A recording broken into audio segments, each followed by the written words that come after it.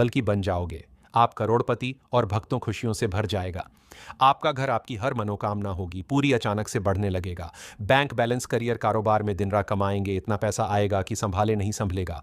क्योंकि भक्तों, इस बार सोमवार द्वादशी तिथि के दिन बहुत सारे शुभ योगों का हो रहा है, जो कि कई वर्षों बाद आया है। इसीलिए भक्तों, इस दिन का महत्व बहुत ही ज्यादा बड़ा होता है और इस दिन आप लोगों को यह 2 लौंग वाला उपाय जरूर करना चाहिए, जो कि पंडित जी ने अपनी अभी की ही कथा में यहां पर बताया हुआ है।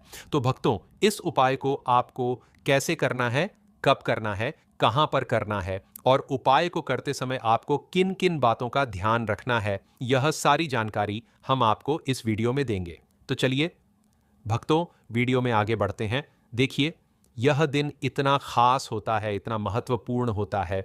देखा गया है कभी कभी बड़े बड़े पूजा पाठ अनुष्ठान से जो मनोकामना पूर्ण नहीं होती है, वह 16 मार्च 2026 सोमवार द्वादशी तिथि के दिन एक छोटे से उपाय करने से ही आपकी सभी मनोकामना पूर्ण हो जाती है।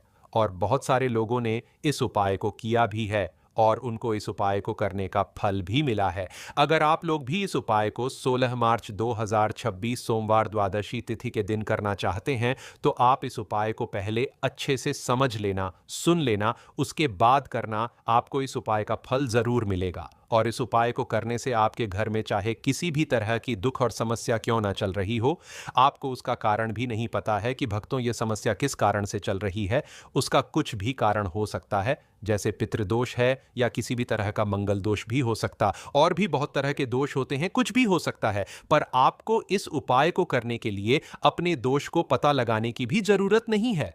16 मार्च 2026 सोमवार द्वादशी तिथि के दिन इस 2 लौंग वाला उपाय को आप लोगों को कर लेना है। भक्तों, अब हम समझते हैं इस वाले उपाय को हमें करना किस समय है। तो सबसे पहली बात भक्तों, हम समझते हैं कि यह 2 लौंग वाला उपाय करना किसको है। तो देखिए, यहां पर सीधी सी बात है कि ये 2 लौंग उपाय जो उपाय है, ये किस लिए किया जा रहा है। ये मनोकामना को पूर्ण करने के लिए किया जा रहा है, या आपके जीवन में जो दुख और परेशानियां हैं उनको दूर करने के लिए किया जा रहा है, या आपका कोई बड़ा काम है जो कि नहीं हो पा रहा है, आप उसके लिए इस उपाय को कर सकते हो। तो सीधी सी बात यह है कि आप अपनी किसी भी तरह की मनोकामना के लिए इस वाले उपाय को कर सकते हो। तो यह उपाय वह व्यक्ति कर सकता है जिस व्यक्ति को अपनी किसी भी तरह की मनोकामना भगवान शिव जी से पूर्ण करवानी हो। और अगर कोई बहनें जो है अपने घर की सुख और शांति के लिए, घर में धन समृद्धि को बढ़ाने के लिए यह वाला उपाय करना चाहती है, तो घर की जो बड़ी माताएं बहनें होंगी वह इस 2 लौंग वाला उपाय को विशेष रूप से करें, क्योंकि माताएं बहनें घर की लक्ष्मी होती हैं और जब घर की लक्ष्मी कोई विशेष उपाय करती है तो उसका फल ही बहुत जल्दी मिल जाता है और बहुत बड़ा होकर मिलता है। अन्यथा इस उपाय को कोई भी व्यक्ति कर सकता है, चाहे वह बड़ा हो, चाहे वह छोटा हो, चाहे वह बच्चा हो। जिस व्यक्ति को यह 2 लौंग वाला उपाय समझ आ गया, वह व्यक्ति इस 2 लौंग वाला उपाय को सोमवार द्वादशी तिथि के दिन जरूर करे, क्योंकि उसको इस उपाय को फल बहुत ही जल्दी मिल जाएगा। क्योंकि 16 मार्च 2026 सोमवार द्वादशी तिथि के दिन भगवान शिव जी बहुत आसानी से प्रसन्न हो जाते हैं। तो आइए अब हम समझते हैं कि इस 2 लौंग उपाय को आपको करना कैसे है और इस उपाय को करने का जो समय है वह क्या है। तो देखिए, इस 16 मार्च 2026 सोमवार द्वादशी तिथि के दिन किए जाने वाले यह 2 लौंग वाला जो उपाय है, यह मुख्य रूप से शाम के समय का रहेगा, प्रदोष काल का रहेगा। अब भक्तों, प्रदोष काल का समय भी एक बहुत ही लोगों के मन में प्रश्न बन जाता है कि भक्तों, यह समय होता कब है, कितने बजे से लेकर कितने बजे यह समय होता है, ताकि हमें जो है करने का समय पता लग जाए। तो हम आपको बता दें, प्रदोष काल का जो एक समय होता है, शाम का समय, वह होता है शाम के 6 बजे से लेकर शाम के 7 बजे के बीच का। इस समय के बीच में आप उपाय को करेंगे तो आपको उस उपाय का जरूर फल मिलेगा। तो शाम के 6 बजे से लेकर शाम के 7 बजे के बीच, 7 बजे के बीच में आप लोग इस 2 लौंग वाला जो उपाय को कर सकते हो। तो बहुत सारे लोग यहाँ पर यह भी जरूर करेंगे कि भक्तों, हम तो नौकरी पर जाते हैं, हम अपनी ड्यूटी पर जाते हैं और आने में हमें देर हो जाती है, तो उस जगह पर हमें क्या करना चाहिए। तो देखिए, उन लोगों को भी टेंशन लेने की ज़रूरत नहीं है। अगर आप लोग इस उपाय को शाम के समय प्रदोष काल में कर रहे हैं और अगर आप आने में देरी भी हो जाती है, आपको आने में 7 बजे तक आप नहीं पहुंच पाते हो, तो भक्तों आप 7 या रात 8 बजे तक भी अगर उपाय को करोगे तो भी चल जाएगा। और अगर इससे भी थोड़ा देर हो जाती तो भी आप उपाय को कर सकते हो, क्योंकि 16 मार्च 2026 सोमवार द्वादशी तिथि का दिन है। यह दिन बहुत ही कम आता है, पूरे साल भर में एक बार। इसीलिए जब आपको मकान मिल जाए, जब आप इस उपाय को जरूर कर लेना। कोई भी उपाय हो, आप कभी भी कर सकते हो। सोमवार द्वादशी तिथि के दिन बस कोशिश करना कि समय के थोड़ा मतलब अंतर्गत ही कर लो, पर किसी कारण अगर ना कर पाओ तो फिर आप थोड़ा देरी से भी कर सकते हो। आपको उपाय का फल जरूर मिलेगा। पूज्य गुरु जी ने कहा कि जब भी सोमवार द्वादशी तिथि का दिन पड़ेगा तो आपको सिर्फ और सिर्फ या 2 लौंग वाला उपाय करना है। इससे आपके जीवन में अगर धन वैभव की समस्या चल रही है, अगर आप रुपए पैसों के लिए बहुत ज्यादा परेशान रहते हैं, आर्थिक तंगी चल रही है, कई कई बार आप प्रयास बहुत करते हैं, मेहनत बहुत करते, लेकिन आपको धन प्राप्त नहीं हो पाता है। आप मेहनत करने के बावजूद भी सफल नहीं हो पाते हैं। आप अपने व्यापार में असफल हो जाते हैं, नौकरी करने के प्रयास में असफल हो जाते हैं। किसी भी कार्य में अगर आप असफल हो रहे हो या फिर आपको धन की हानि हो रही हो, तो गुरुजी ने कहा कि आपको यह छोटा सा उपाय इस सोमवार द्वादशी तिथि की तिथि में जरूर करना चाहिए। तो चलिए जानते हैं इस विशेष उपाय के बारे में। लेकिन उससे पहले एक प्रार्थना, अगर आप चैनल पर नए हैं तो कृपया चैनल द वास्तु शास्त्र को जरूर कर लें।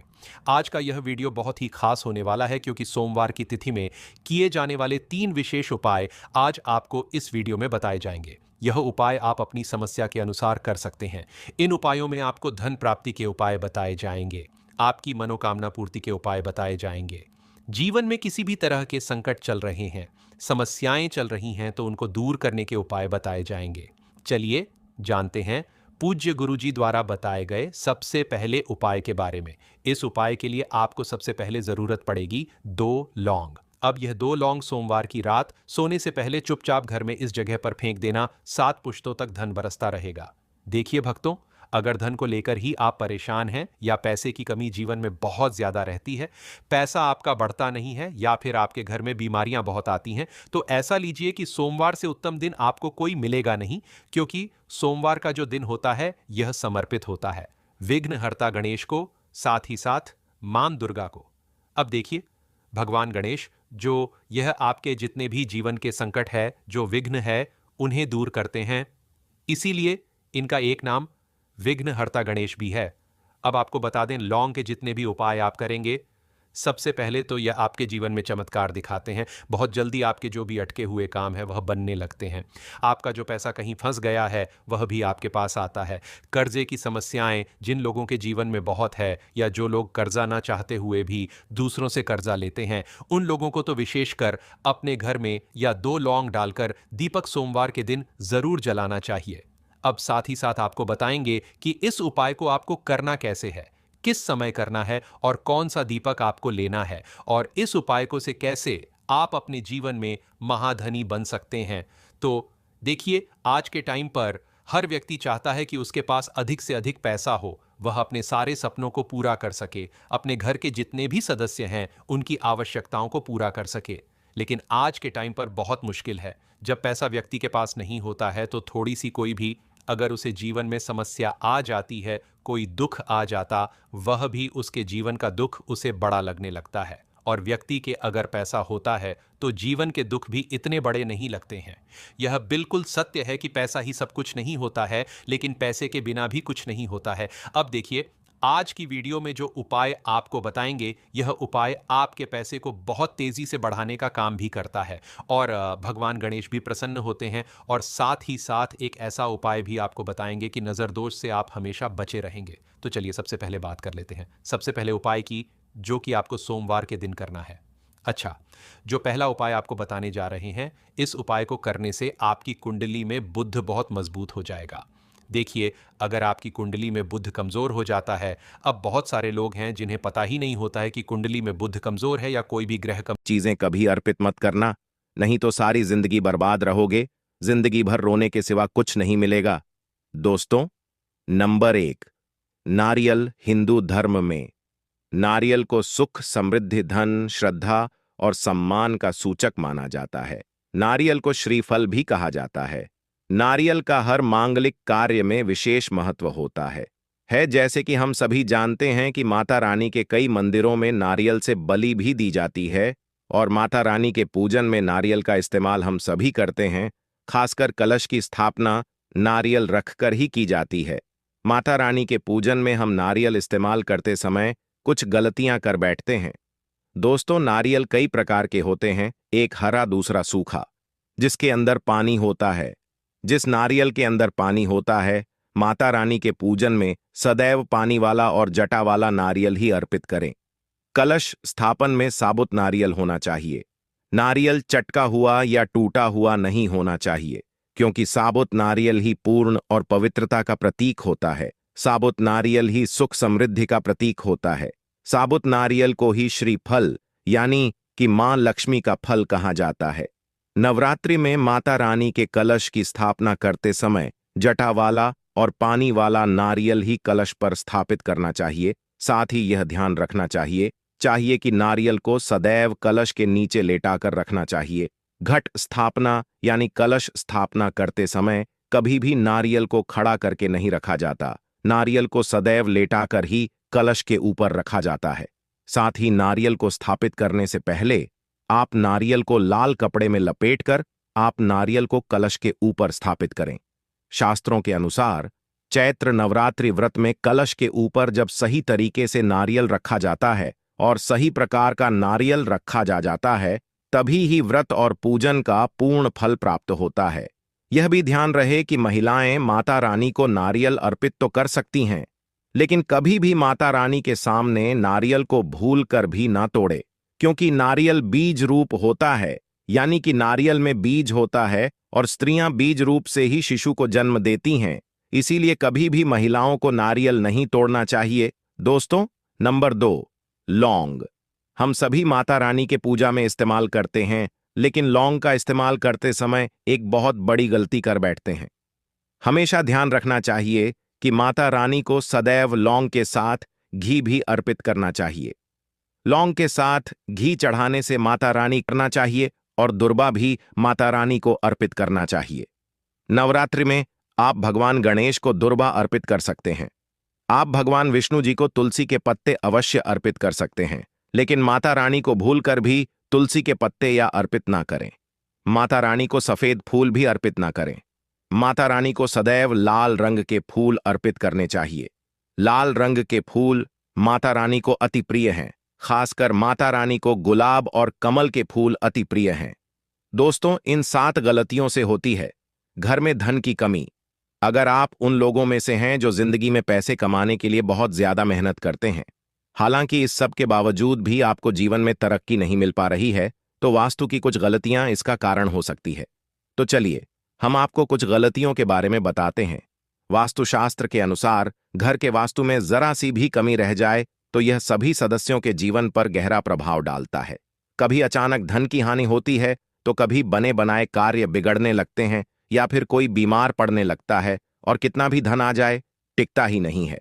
लगातार मेहनत करने के बाद भी अगर इस तरह की समस्याओं का सामना करना पड़ता है, अगर आप घर में वास्तु से जुड़ी कुछ गलतियां कर रहे हैं, तो इससे आपको काफी परेशानी हो सकती है। आप कर्ज में डूब सकते हैं और घर में दरिद्रता आ सकती है।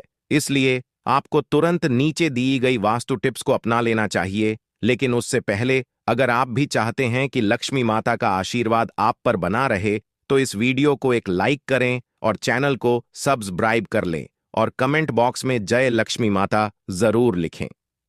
नंबर 1, वास्तुशास्त्र के अनुसार ऐसा माना जाता है कि रात के समय झाड़ू लगाने से घर में दरिद्रता आती है और धन की देवी लक्ष्मी हमसे रूठ जाती है और अलक्ष्मी का निवास हो जाता है। इसलिए आपको ऐसा न करने की सलाह दी जाती है। हो सकता है कि आपके घर में आर्थिक नुकसान का एक बड़ा कारण आपका शाम के समय झाड़ू लगाने की आदत हो। आपको इसे तुरंत बदलने की जरूरत है।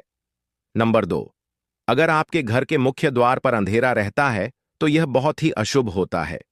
आपको बता दें कि अगर घर के मुख्य द्वार पर अंधेरा हो तो बनते काम बिगड़ जाते हैं और इस वजह से बहुत मेहनत करने के बाद भी आप कई कामों में सफल नहीं हो पाते हैं। इसीलिए घर के मुख्य द्वार पर अंधेरा न रहने दें। नंबर 3, कई लोगों की आदत होती है कि वे नल को खुला छोड़ देते हैं और पानी को बहने देते हैं। बता दें कि वास्तुशास्त्र के अनुसार यह अशुभ होता है।